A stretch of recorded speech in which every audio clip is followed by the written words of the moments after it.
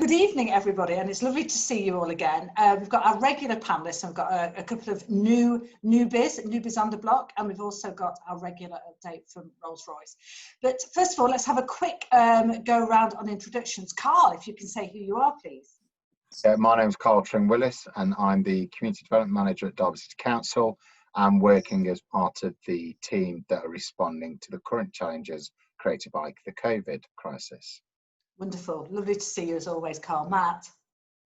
Hi, Amanda. Councillor Matthew Holmes. I'm Deputy Leader of Derby City Council. Lovely to see you as always. Let's go next to Sophie. Oh, you're muted. There's always one. I work for Amanda in the constituency office in Derby North. Lovely to see you, Sophie. Next, let's go to Kevin. I'm Kevin Bampton. I'm the Chief Executive of British Occupational Hygiene Society and have been working very hard with businesses and government around COVID-19 and health protection. Oh, looking forward to hearing all about that, Kevin. Thank you. And then Ryan. Ryan, who are you? I'm Ryan Duckett. I'm the Chief Executive of Derbyshire County Cricket Club and hoping that the cricket season can start no later than the 1st of August. Oh, let's hope so. It'd be fantastic, won't it? It'd be really, really good. Thank you, everybody. I'm going to just come to Helen just to say who she is and then give us a quick update, if that's okay, Helen. Thanks very much, Amanda. My name is Helen Kennett. I'm in charge of UK Government Relations at Rolls-Royce. So just to give you an update on what's going on in the company, as we said last week on Amanda's Zoom call, we opened voluntary severance a week last Wednesday. And so where we are at the moment is that we're obviously still going through the process of inviting colleagues in the civil aerospace business to apply for voluntary severance. This year, unfortunately, we're going to need to lose about 3,000 people in the UK. The window for voluntary severance closes on the 26th of June, and we'll then be reviewing applications. Obviously, since we last spoke, we continue to work with our employee representatives and our trade union members. Thank you, thank you. And I just wonder, because obviously we've been having regular meetings, which is really important, regular meetings with Unite and with yourselves. Matt, we've spoken before about what Derby City Council are doing as well. Have we got any update in terms of Rolls-Royce and Derby City Council? The work that we described last week is ongoing as well, and there's regular meetings. There's another one today that I know there's more than the ones that I'm involved in as well. There's many officer meetings ongoing, and we're working really hard, obviously, to liaise with Rolls-Royce as one of our major employees to ensure that we're linked in with that, so that we can help those affected to find a new way to move forward with their employment. If that's what they want to do, there are going to be people who retire, but it's a little bit wider than that now. We're starting to ensure that we work with a wider network to see whether those skills can actually be transferred to other opportunities in the city, whether that be startups, whether that be opportunities that we're working on behind the scenes with, working very hard. And we've got some very exciting announcements soon in regards to employment in the city that we're working very hard to get towards the announcement phase. So it's going to be tough for the city, but we are actually very confident that there is going to be skilled jobs available, vacancies in quite large numbers for people that have been working at Rolls-Royce that may find themselves looking for work. But yeah, that whole recovery plan that keys into employment is well underway now, Amanda, and I know that the local MPs are involved too. So yeah, it's going to be a challenge, but actually we feel very positive about the future. Yeah. We can, as a city, working with our employees and business leaders, actually really take strides forward, I think, out of this crisis. That's really useful. Thank you, Matt. And as you say, we do have regular meetings at Margaret Beckett, Pauline and myself. We're on the recovery plan. And I have to say, it's a really difficult times, but there is optimism as well. I think there's opportunity for the city, and I'm sure we'll hear that tonight. And I'm really looking forward to hearing Ryan as well. You know, you talked about sort of the cricket and everything. So we'll come on to that in a bit. Helen, anything else to add? And you are welcome to stay, as you know. You don't have to just disappear. Thank you. Thank you. It's entirely up to you. I think that the only thing that I'd add is that the engagement that we've had with the City Council has been really encouraging and really forward-looking. And I think that the way in which you're looking at the vision for what you want from the city is a really pragmatic way of talking to a company like us at this stage, because as you know, the situation that we're in is not of our own making, and unfortunately no city council, no government can bring back the demand. So I think having that really good, proper business conversation about what the technologies of the future might be, what the industries of the future might be, is really the way forward. So I really appreciate the approach that the City Council is taking. Thank you. Yeah, actually, do you know what? A great big thank you to the City Council, because I think often underestimated in what you do. So great big thank you to all of you. Thank you very much. Helen, so you're welcome to stay or go. It's entirely up to you. You're very, very welcome. I'm going to come to Sophie for the first question today. So the first question we have is, what are your thoughts on the recent protests we have seen across the UK and the removal of controversial statues? Oh, wow. Kevin, I know sort of putting you on the spot because you're first time here, but Kevin, what are your views on this? Well, in a previous life, as you know, Amanda, I had a real interest in public order and safety and policing, and I still have an engagement with that. The challenge is that if we had a statue of some sort of heinous person sort of right in front of us all the time, that feels like a provocation to people. It feels like you're sort of rubbing salt in the wounds. But at the same time, no, one of the things that is at the core of our democracy is a process, and a process that allows us to disengage with the parts of the past that we abhor. And slavery, for example, which is something that hasn't been stamped out in this country. Slavery is a pernicious evil that we still suffer from in terms of modern slavery. That's something that is part of our history, and we need to confront it. We need to confront it systematically. I greatly sympathise with people who see the celebration of people who made their money out of exploitation, and feeling aggrieved and having to see that every day. And a lot of the countries I worked on in the past, you had people who had to put up with symbols of oppression, but you don't cure that by simply pulling the statue down. You actually have to engage with that as a political dialogue, something which includes people, because ultimately all that happens is you end up with a polarized thing. You get rid of the totem that you don't like, but you don't deal with the fact that actually there's a real question. How does a city deal with the unsavory parts of its past, as well as the things that we want to celebrate? How do we educate people about that? So I think tearing down statues, not good in policing and law and order terms, but more importantly, it doesn't solve the problem. So the political engagement is really important. Kevin, you said something really important about modern day slavery as well, and that's something I care so passionately about that we need to put a stop to. But Matt, let's look at it from a city point of view. Do you have anything to add? Yeah, I mean, obviously every council needs to review the historic context of statues. I get a little bit nervous when that extends to, say, street names and that kind of thing. I mean, it's a very difficult one.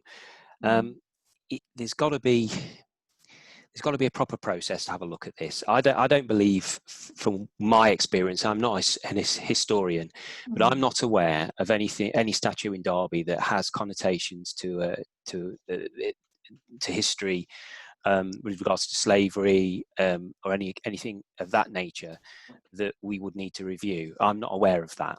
And if there is, obviously we'll have a look at it, but I'm not. In fact, Florence Nightingale, I believe that she was married to a very prominent anti-slavery campaigner. And I think actually there's a story to tell with many of the statues. We haven't got many in the city that actually have that very significant link and a story to tell, which is a very positive one, certainly in the context of what we're talking about now. But yeah, it's got to be carefully looked at and ensure that we do the right thing.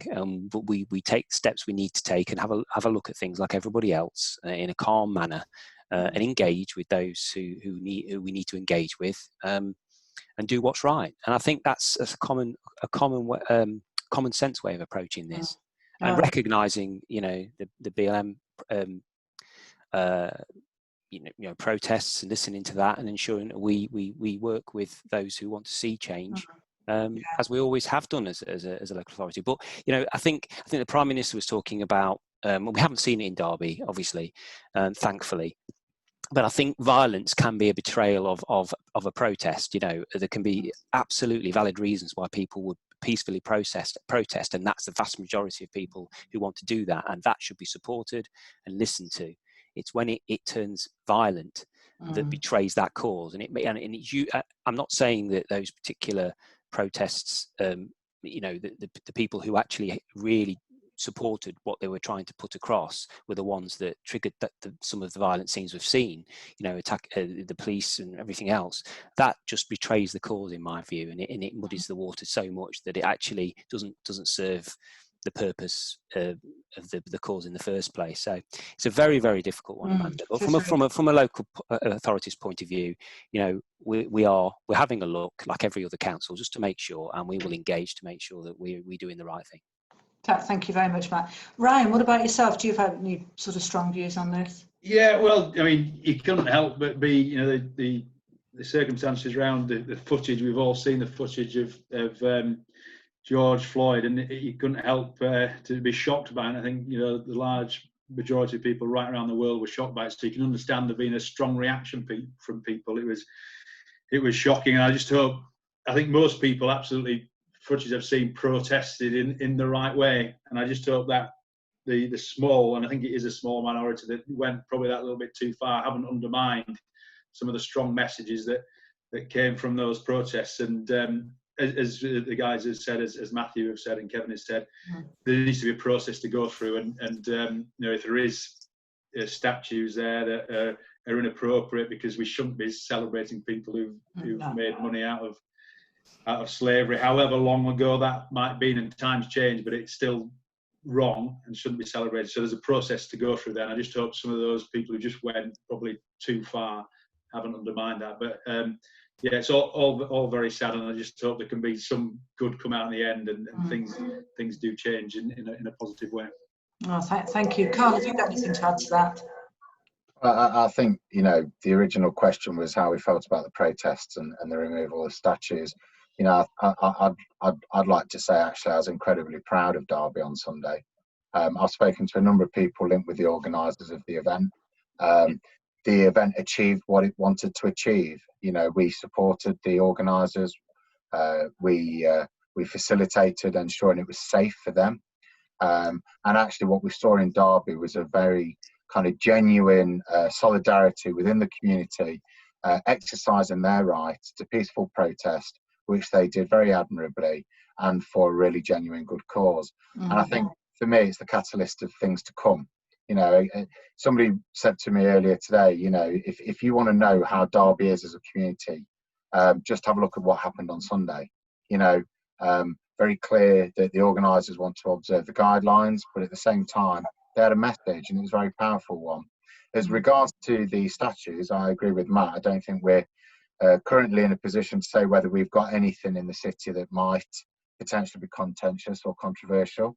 But I kind of disagree with throwing them in the harbour. They should most certainly be removed, but they should actually be in a museum with the story and the context, so that actually they're there to educate what went wrong in the past.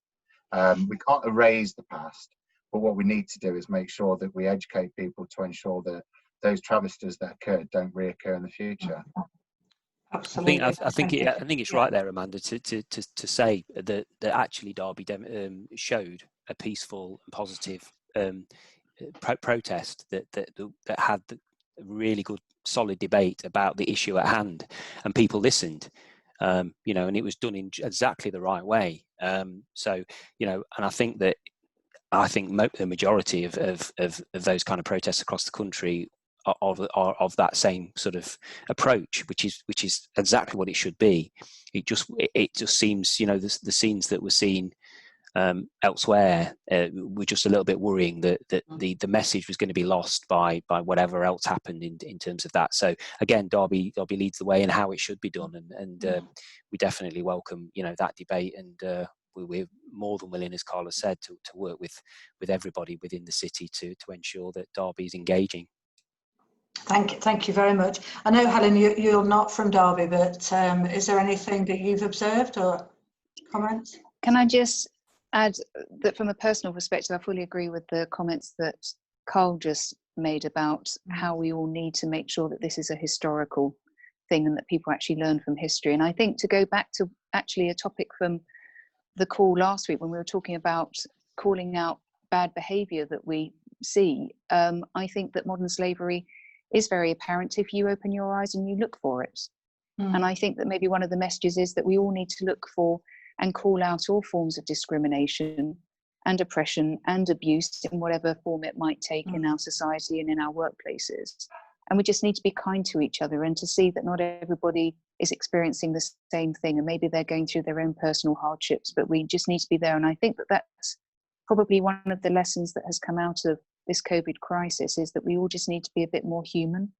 And I think that we probably need to learn from the fact that we just need to talk to each other a little bit more about the things that we find upsetting and how we can correct that. No, thank you. It's certainly, I think, just to tie it all, I agree with you. You know, Derby was great. I watched it on Sunday, very respectfully. And I've, I think the most poignant times I've ever had in my life is when I've visited sites where there are memorials to the atrocities that have taken place. And I'm thinking even museums or in Rwanda, you know, when the genocide was taking place. And those, it's even upsetting just to reflect back. And we do need to be reminded that there are some horrors and learn from those. So yeah, it's very, I think it's taken a lot of soul searching. And Helen, just to reiterate, you know, being kind. It's one of the things that we do need to do so much of. So thank you all for that. Sophie, let's have the next question, please. We've got, as we return to work, what extra steps can we take to ensure that we are working safely? Oh, well, I think we've done this before, actually. Yeah. But let's maybe open out. Ryan, I'd like to come to you first because you've got quite a few challenges. I'd love to know if you're going to be doing the big events, and are you going to be playing cricket, that kind of thing? Yeah, I mean, we've got lots to take in at the moment. I mean, we've, I think in reality at the moment, if we play cricket, we hope that there's a decision probably in about 2 weeks' time whether the domestic season will go ahead. International cricket is due to start on the 8th of July, but domestic cricket has been put back to the 1st of August, and the decision made on that, whether that will go ahead or not. In reality, I think it will probably be initially behind closed doors, and potentially, you know, down the line later in the summer, there may be an opportunity to bring in some elements of crowds, but await government guidance on that. So what we're doing at the moment is putting lots of plans in place around that. Our players coming back into training and talking about creating a safe environment. There's all sorts of procedures and protocols that we're working on at the moment to make sure it's safe for them to do. So talking about one-way systems, hand sanitizing, all the social distancing that comes with that, lots of new signage. So there's a massive amount of work going into when we bring our players back and other staff. Most of our staff have been on furlough leave, and potentially they'll come back in the next few weeks. But they'll certainly, their working environment will be massively different to what it was 3 months or so ago, and the procedures and protocols that I have to follow will be massively different.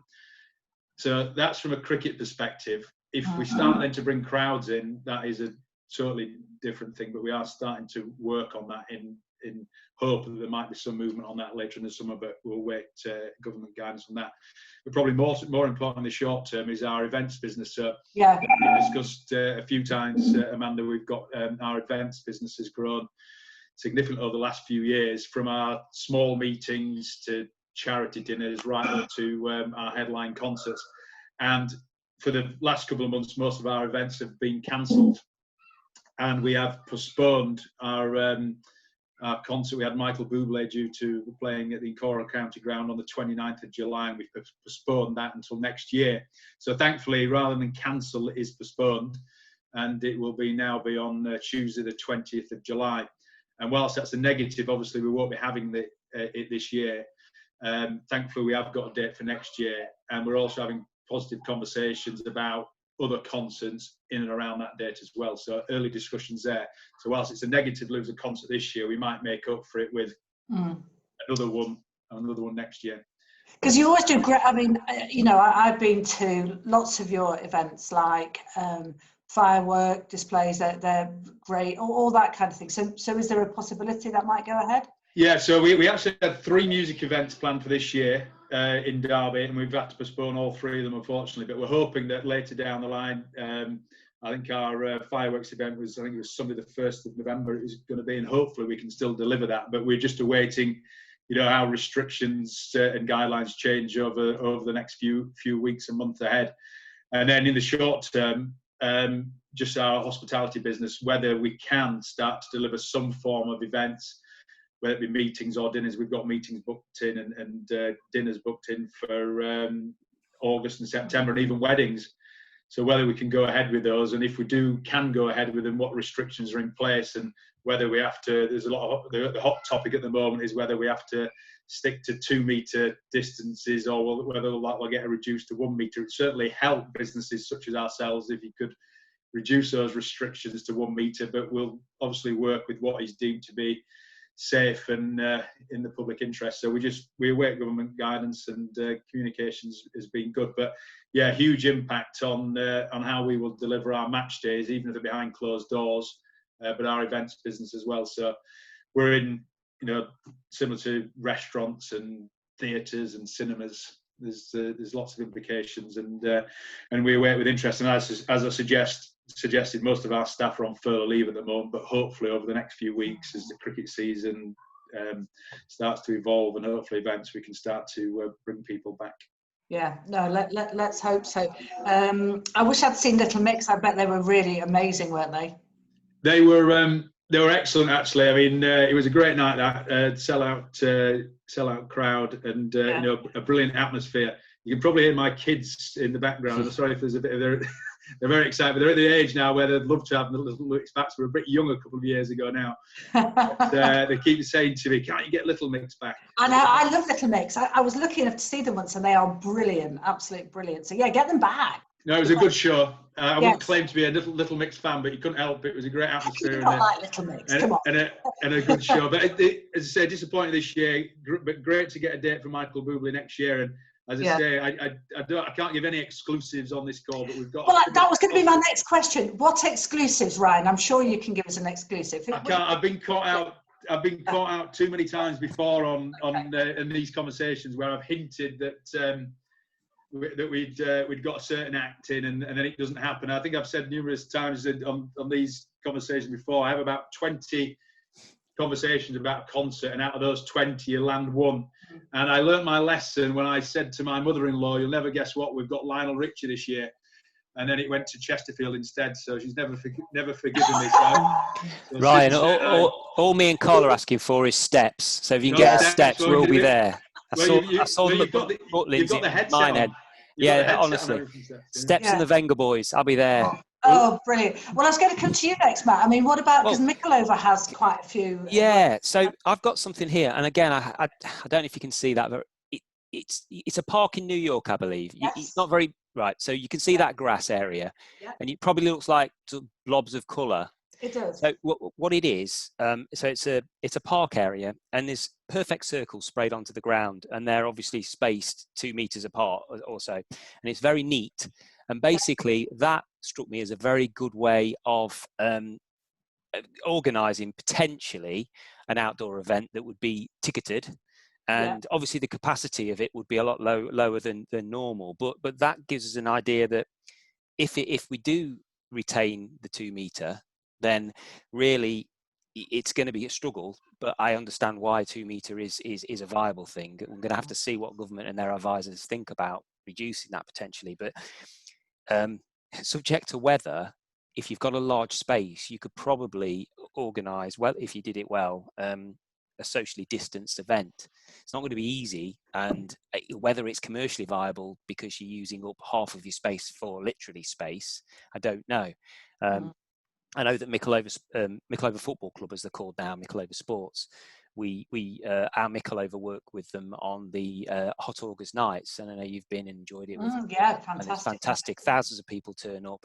It's a great day in the summer. That's been currently postponed till the end of September.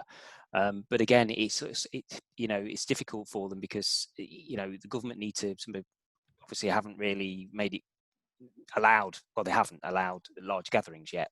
So I think the entertainment industry and venues are just waiting to see what might be possible. There is something that sort of suggests that maybe this year it's just a case of, well, make 2021 even better and bring your events back, but that's easy to say when you've got a lot of people that are just desperate and currently furloughed that want to get back to work and provide entertainment. And it's a very difficult one. But from an outdoor point of view, it seems to me that certainly in the medium term, you're going to have to start to look at how you're going to manage the crowd, and whether that's commercially viable with the amount of people that you can actually get into a space compared to what you would normally. I don't really know, Amanda. It's a very difficult one. Well, I'm going to come to Kevin because I think he'll probably have an answer on that. But I'm just thinking, you're making me think. The Mikolova does brilliant things. Thinking Chad, the big one. I mean, how good is that? Yeah. And then there's other things that all go on. Like the park in Darley or things. Yeah, we've not been able to do any of those things. The only really brilliant thing is that we still have the quiz at the Wilmot Arms by Jerry, which of course is the world leading quiz master. Thank goodness we've still got that going.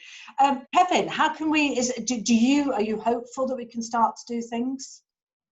Well, I mean, the original question, which is how can we return to work safely, it's a really challenging question. We've been right at the heart of that within the society, and there are some very complex organisations. I know that, for example, the team at Rolls-Royce have done an amazing job looking at really complex, critical infrastructure and finding very clever and imaginative ways. And it's not all about sort of putting on a face mask. It's about engineering and how you organise things. And what I'd say to people who are trying to organise events, now outdoor events are still workspaces, and employers still have their primary duties to their members of staff. And if you look at the people who outside of healthcare really suffered, it's been the sort of public-facing people like security guards, etc. And if you think about who's most likely to get off badly if you don't plan events well, it's going to be the sort of security staff, the people who are sort of front of house, who are really valuable. Obviously, if the science changes, and our scientific knowledge of this virus has been moving really fast, and obviously Amanda, as the minister responsible for science, it's a showcase about how fast science can go. But it can only go so fast. So it's not the government per se who has sort of set the regulations. It's what we understand about infection control. So a lot of the precautions are there because we simply don't know. I still have debates going on in my ears about whether or not small particles breathed out when you're talking are going to cause infection. So there's a lot of uncertainty. Maybe as the certainty develops into we know exactly, then things will be restricted. But I think the approach that is being taken, certainly by the Health and Safety Executive, is if you come up with a very cleverly, practically risk-assessed, and not risk-assessed in terms of tick box, but something where you thought it through well, then you're actually going to manage the risk better than slavishly saying 2 meters, 2 meters, 2 meters. A 2 meter bubble is not going to do anything if walking to that 2 meter bubble, you're shouting out to your mate across someone else. So actually working out the whole process. And I've just been working with dentists today. And you can imagine, this is an important thing. So he's got to work through processes. And I think what the sports and entertainment industry needs to be doing, and it needs to be a venue by venue basis, is thinking through how that venue is going to work. And I think the sooner venues have thought that through, the more likely they're going to be able to leverage the opportunities as things are released. There are loads of large organisations who are dealing with lots and lots of people going into buildings, etc., coming up with solutions. So I think it's never too early for event organisers to think, well, if we were going to do this, how are we going to do this from the point at which they arrive in the car park through to the point at which they start. If you think that through, you'll be ready for what comes next, I think. And I guess that comes back to Matt's plan when he was showing that on his phone, that idea of the markings out. I think what you've just said is so true, actually. It's all about thinking about what it's going to look like and the reality of it. Paul, what about yourself? What any thoughts that you're having in terms of any of that we've discussed? Because I know, like, you've got that great van that you used to take out, the Derby Homes van. Yeah, I think in the sense of the outdoor activities, obviously our team's very involved with a lot of the community groups in the city that host the most amazing programme of activities, and whether that be fun days or open days on allotments, play day events. There's a whole raft of different. It's interesting you mentioned the big one at Chad Park. You know, being a fellow Chad lad, you know, I've grown up with that event and had the privilege to be a part of it over the last 10 years as well. So, you know, they aren't going to take place, but I think we're finding alternative ways in order to deliver them. So, you know, I think looking at how we can deliver things virtually, it's not quite the same. But the VE Day, for example, is a case in point where, you know, we would have expected to have flooded public places and actually had those large street parties and social gatherings. And we're able to still kind of participate, but by observing sensible guidelines. And going back to what Kevin was saying, a lot of it's about, you know, common sense approach as well. And I think through the rest of this summer, those event organisers are looking at ways in which they can deliver their events differently, whether they be online, fundraising events that become virtual. I know, of course, you've got some exciting news about an event we've been discussing. Well, you can say that. Do you want to go with that exciting news, Carl? You know, it's the Big Derby Summer Garden Party on Saturday, the 1st of August. And keep your eye out for more information about that. Yeah. But it is a way in which we can mark those key events and we can still try and have some. It's never going to be quite the same. But I do want to kind of come back to what Kevin was saying. You know, we have an expert within our midst here. You know, the work that Kevin's been doing and the organisation Kevin works with, you know, has done some absolutely fantastic work in trying to get through those challenges and problem solve pretty unique issues. And I would like to use this opportunity actually to thank Kevin and the organisation for also reaching out to us in the city and offering that kind of insight and that advice to us as a city, so that we can harness that guidance, harness that learning, and pass that on to not just the community and voluntary sector, but businesses, you know, such as Rolls-Royce, in order that we're able to try and recover as quickly as possible, but in the most safest ways possible as well. Can I ask you on that? And I don't mind whether it's Matt, Kevin, or yourself, or anybody really. What? Give me an example of what Kevin's been able to do that we're putting in practice that we're actually. I can give you a couple of examples. Yes, I mean, my personal obviously the hospital. I work in the hospital trust, and the Royal Derby is the main site that I'll work on when I'm not working from home at the moment. And we now have on the left one way, so keep left, social distancing. Dots down the middle of the corridors, clear signage to stay on the left, and then we have certain stairways which are up only and certain stairways which are down only. Lifts, 2 people only, one in one corner, one in another, so on and so forth. Hygiene stations everywhere, and regular posters and signs informing not just staff to remind them, but obviously the visitors and outpatients that visit the hospital that, you know, this please adhere to the 2 meter distancing. So that's one example. The other one, that process, I mean, Kevin has been gone through exactly what I've seen personally when I've been out to get my shopping or whatever, or for others as part of, you know, the ward support that we've been doing. I can name check. I mean, Tesco's is a regular one that I'd go to. I've been to Sainsbury's as well, and I've also been to Homebase and B&Q. Yeah, and there are other hardware stores and supermarket. All that, yeah. But actually, one of the hardware large stores, they have a queue system outside, clearly marked. You go in, small group of you. You get a little friendly talk about what's different, that there's one way, that what they need you to do. If you want to go and see the garden part or whatever, do that first, because you can't go around the one-way system. It's all clearly marked. Staff are obviously very informative with that. And actually, they've thought through that process step by step, and then they're informing people of how it's going to work inside, and it's all very calm. Everybody follows the instructions and everybody's safe. And I think that is exactly what Kevin's talking about. I mean, the challenge is the smaller businesses, the pubs and the clubs, and the enclosed spaces that maybe don't have the wide aisles in that the retail sector do sometimes. And I think that's where individual businesses are going to have to really think hard, which is what Ryan was saying about, 1 meter would help them a lot. But yeah, they're the two examples that I've seen, and it actually keys definitely into what Kevin was saying about how you work through the solutions and come up, think it through. And then you can find a way forward, all being well. But there are going to be, I worry about some businesses. You look at it and you think, how are you going to do it? And it's a very challenging situation for many people, and it's worrying really for them, because you set your business up, you never think this is going to happen, do you? No, you're absolutely right, and I'm seeing it in an awful, microscopic way in terms of some businesses as well. And yeah, we definitely need to be looking at that challenge and supporting businesses where we can. And I guess, Kevin, I'd appreciate your view in a minute, but I'm just going to come to Helen first. But pubs are the big thing. I think we're all missing restaurants and pubs. And I never go to the pub. I can't remember the last time I went.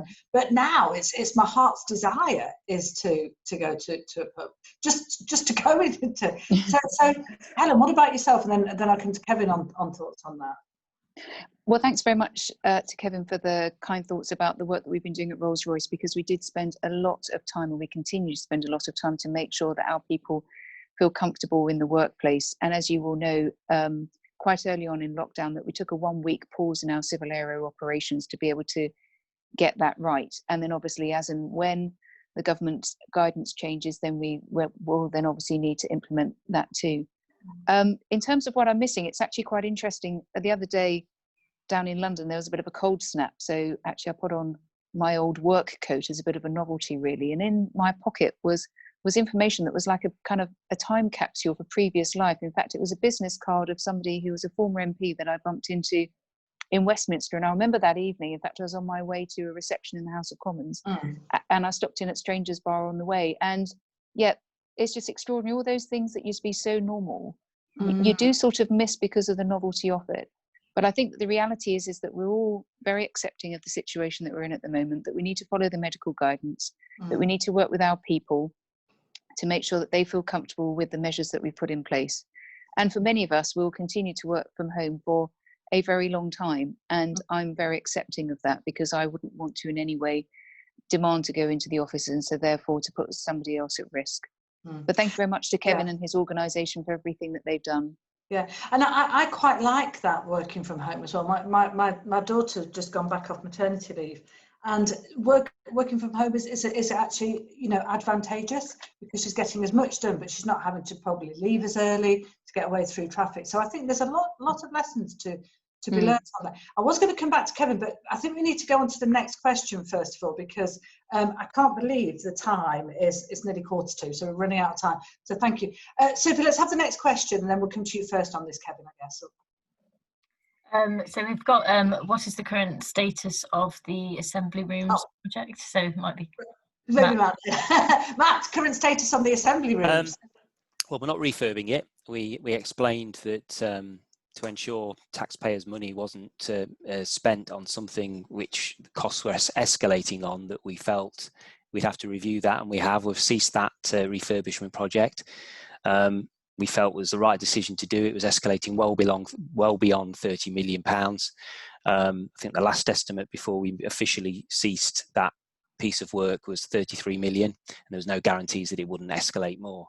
So quite right, we've decided to think again. Disappointing. I know everyone's disappointed, and so are we. However, we're totally committed to providing, in partnership with the private sector, make it commercial. Made it very, very clear that if we do this, it's going to be a commercially focused partnership. And we are working furiously behind the scenes, and we hope to have some solid information about the way forward in the coming weeks. I'm very excited with what we're doing and what we may be on the brink of bringing forward for the public. and then we'll be seeking obviously people's views to see where we move from here. But we are absolutely committed, even with this current COVID crisis and the question marks over the entertainment industry. We believe that the entertainment industry will bounce back, and people, a life without entertainment, a life without venues, a life without live shows and music will just be, you know, unthinkable. So we're forging ahead, and there will be proposals for a flagship, state-of-the-art performance and events venue for Derby soon. And I guess, Ryan, on that doesn't bother you, does it? Because what you offer is something slightly different. Into competition is sometimes healthy, would you say, or would it concern you having another? Absolutely, I think because I'm not sensing, Matt, that you're going to be announcing an 18,000 capacity venue. So absolutely not. No. So I think there's a position for us all in the market there at the moment, and you know, we have conversation about certain acts, and you know, some people think, well, we wouldn't get a big enough crowd in to fill the ground, and likewise we have conversations where sometimes we haven't got a big enough capacity for that. So I think we're about right at the moment with the sort of acts that we attract. So no, I think it's just great for the city, isn't it, to have a number of different venues. And I think I'd be a bit concerned if you were saying you were going to for a big capacity venue which would be in competition with us. But I think there's a position there for us all at the moment, and I'm not sensing Derby City Council will want to try and trump what we're doing there. So good news.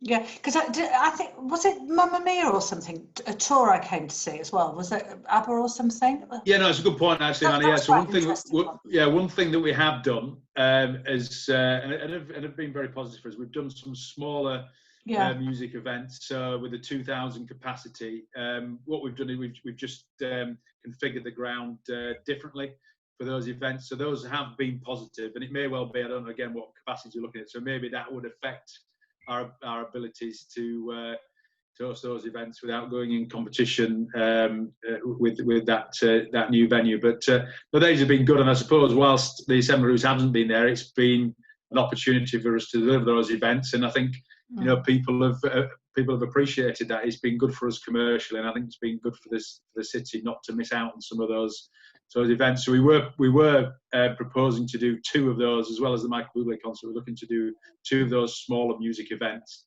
this year, but again we've postponed them until next year. Who were they?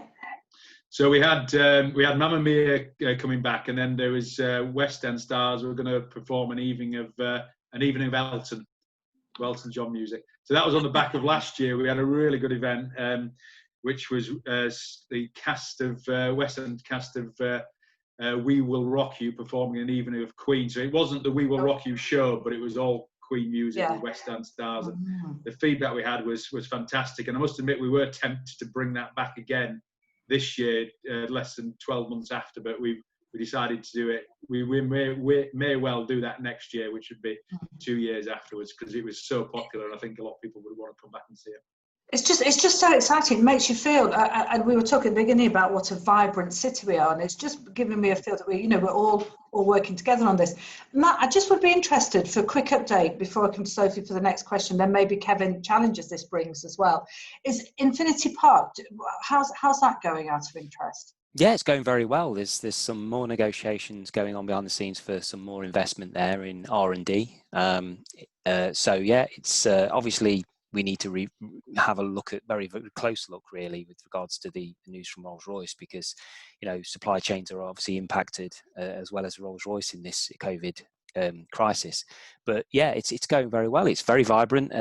Pre-COVID, the occupancy was well, if not near 100%, 100%, and we've got great interest in expanding that area of the city. It's you know, a lot of residents probably don't know what's going on there. It's an absolutely amazing high-tech hub. Well worth a drive by there, and I'm sure if you haven't been there, Amanda, to have a look around, then you must do that with your fellow MPs, because it's absolutely fantastic. There's some amazing work being done there. Oh, can I just mention as well, you talk about culture. Don't forget, we have our new swimming pool and water park being built as we speak. People forget. We're going to have a nice, shiny new 50-metre pool plus water park with other gym facilities and all sorts of things going on there on the Moorway site as well. That's been moving forward during the COVID crisis. Oh, that's really good to know. If you look there now, you can start to see the bulldozers there, and the ground they're doing the landscaping and starting to move towards formal construction. So, you know, I'm really positive about the cultural side of the city. We've got some amazing plans already in train, but there's some great plans working with our partners at Cricket Club and elsewhere.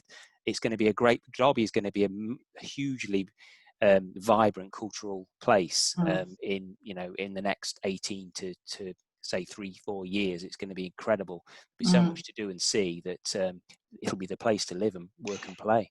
It's a really good place, actually. My girls used to do a lot of swimming, and I used to go there 2 or 3 times a week, and it was fantastic. I think I also went there for netball tournaments as well around there. And recently, although I haven't been for the last 6 months, I used to do Bhangra at the place opposite. We used to have a Bhangra class as well, so I was seeing everything that was happening, and it just makes you realise, doesn't it, what the kind of things we do in the city. Kevin, have you been involved in any of these, from a health and safety point of view, or? Oh, not from a health and safety point. I mean, the society's based in Derby. I've been in Derby for 20 odd years, etc.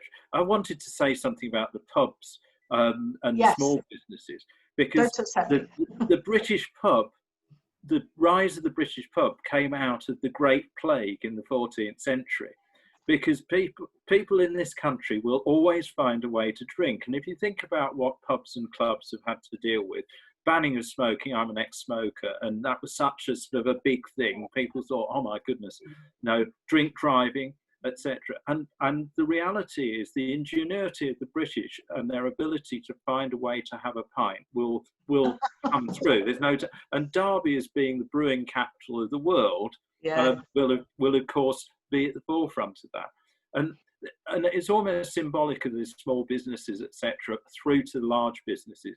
I would love Derby to be coming together as the trailblazers of how the hospitality and entertainment industry can deal with this particular crisis, etc. I think pragmatic solutions will help. And this, I mean, I've persuaded the board of the society that we've got to be good neighbours. And if we can help the businesses of Derby, from the cricket ground, etc., through to the council, etc., come up with practical solutions to go back to work safely and to remain at work safely through COVID and beyond, we'd be delighted. But as I say, whenever you look at a pub, bear in mind that is the symbol of what happens after a pandemic. Well, do you know, I think there's a few things that might happen after a pandemic. I'm looking at, but anyway, I'll think about that. But you get me thinking about lots of things, Kevin. You're going to have to come back, because it's really, you sparked me thinking about going down the pub, but also just practically what you say is just so interesting. My brother has a gym. He does martial arts, not around here in Wales, and that's obviously slightly different. And the challenge for him is how he is able to bring that business back online, because martial arts is clearly full combat, certainly the one he does, Lagar. And it is definitely a challenge. I mean, any thoughts on how he could gently bring that sort of leisure side back? Well, I mean, Brian will know, because of the hard work that Elite Sports have been doing around, how to bring elite sportsmen back and to train.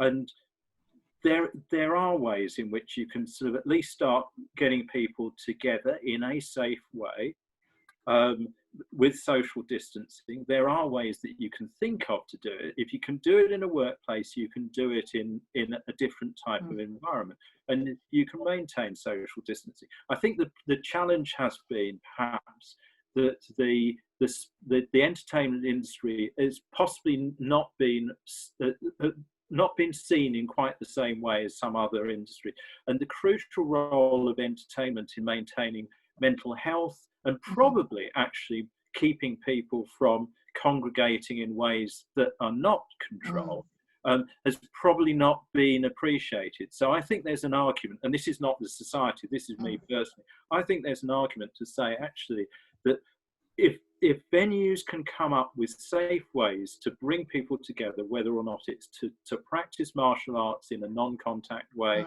or to do events, that actually is probably going to sustain our ability to deal with other lockdown dimensions.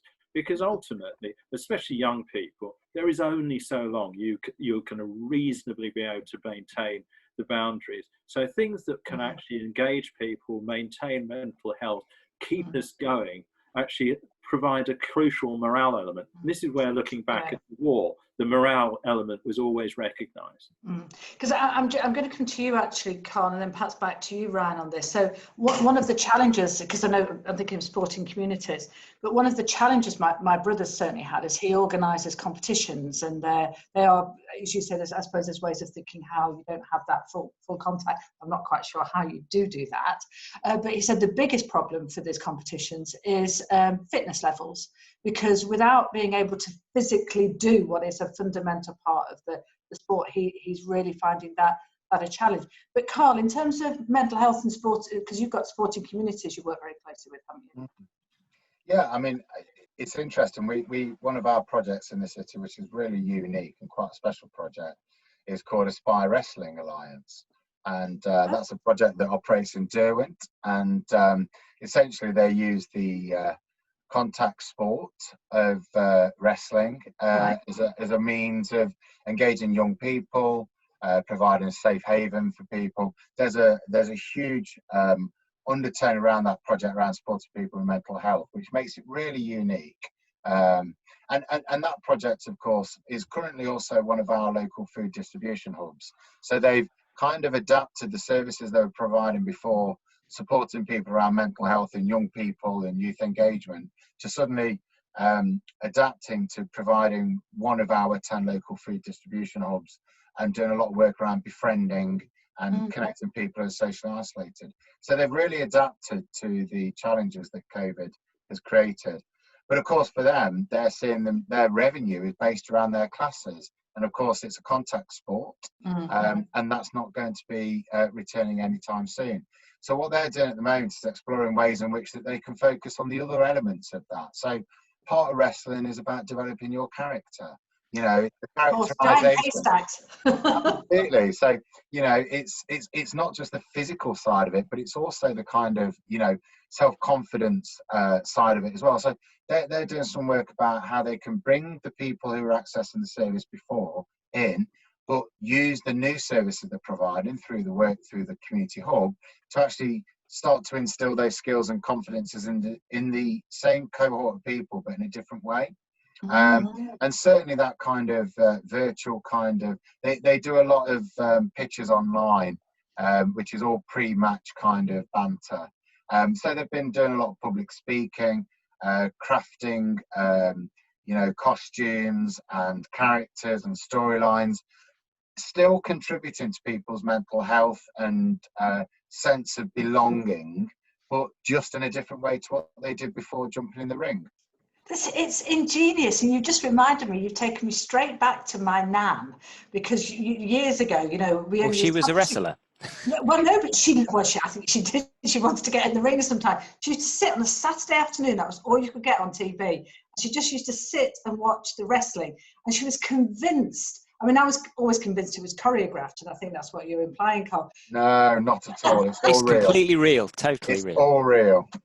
She loved it. She absolutely loved it. Well, I'm old enough to remember Big Daddy and Giant Haystacks. Yes, my nan. Saturday, she used to absolutely love it. I mean, she got well into it, but what I would say, Amanda, is like, do you know, the thing that I worry about, and it's fantastic that elite level sports, the Premiership and the Championship, and I believe that the high level of the cricket and other sports similar, that have very, you know, obviously a lot of money in them and a lot of things at stake and whatever, they are finding ways to restart their seasons and looking ahead. It mostly involving the crowds not being in the stadiums and whole teams and coaches being tested and all that kind of regime, which Kevin will probably know all about. That's fine, and it's brilliant that that's happening to obviously give us all some entertainment and to follow our clubs and the sports we love. What I do worry about is how that's going to filter through to the amateur sports and the lower levels that don't necessarily have that level of structure and money behind them effectively to be able to put those regimes in place to actually get something moving. And I think that's the biggest challenge, is that we could have, the elite sports just moving ahead. It's good that they are, but they're doing it because they can and they have that whole structure around them, whereas maybe the lower levels are going to struggle. Middle-level sports, for example, their whole season just stopped, and that's it. And we don't know when that level of sport football. I'm going to come to Ryan on this very, very quickly, because we've got about 2 minutes left, and then I'm just going to come to everybody for a final words of wisdom. I don't know where the hour's gone, but Ryan, it's a real problem, isn't it? One, maintaining fitness of the elite athletes, but then how it translates to the maybe lower levels or younger levels. What's your thoughts? No, absolutely. I mean, just going back to what Matthew said there, I mean, we've had the ECB have been keeping us up to date, and they've been having really good dialogue with the government, and the government made it clear they want to get elite sport back on, but also recreational sport at junior level and senior level, for all the reasons Matthew and Kevin and others have suggested. So they're going through different phases, and at the moment, that phase is now, I think, at the third phase, which is kind of domestic elite sport, and is in biosecure venues, and that is only really financially practical for the likes of the Premier League, Championship, and international cricket, and hence why international cricket's starting on the 8th of July, because it's affordable and practical for that to happen for international cricket, but not for all the 18 first-class counties. So that's been a priority, whilst certain restrictions are in place. As those restrictions are relaxed, there may be other phases that come in, other stages that allow junior cricket, junior football, junior rugby, all the other sports to allow to come back with certain restrictions. So I think I'm sensing that's the next phase. It's getting the elite sport that can afford biosecure venues, to create biosecure venues. And then gradually that'll probably come through to hopefully allowing domestic cricket to come back on. And then not far behind that, recreational cricket and all the other sports that you've suggested. Because the feedback we've had from the ECB, the actual government want to do that. But again, like every industry, without compromising health and public safety. So I'm sensing over the next few weeks, as restrictions start to ease, hopefully, because what we don't want to do as a sport is lose a generation. We were worried as a sport of cricket, if the whole of the season is lost for juniors, then you lose a generation to the sport. So hopefully that's not the case with just us as a sport, but all other sport and leisure pursuits. Yeah, well, as you know, I'm a great cricket fan, and it would be. I'm sure it will stand the test of all of this. I can't believe that we've had the whole hour. I'm just going to come to everybody for some words of wisdom. Helen, can I come to you first, please? Because you've got some words of wisdom for us.